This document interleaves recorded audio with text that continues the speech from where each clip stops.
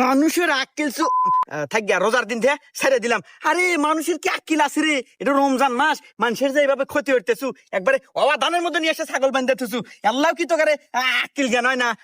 দাঁড়া, তোকে নিয়ে যাই দেখি কোন বাড়ির ছাগল। আয়।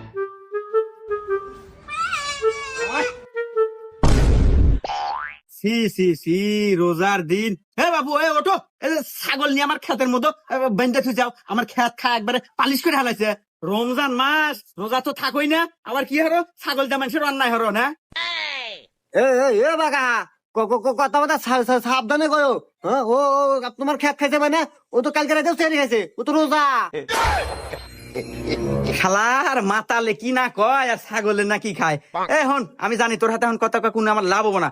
তোকে আমি আজকে সাবধান মতো কয়ে গেলাম, তুই ছাগলের শাসনের দিস, আমার খেতে আলেন তোর ছাগল না যায়।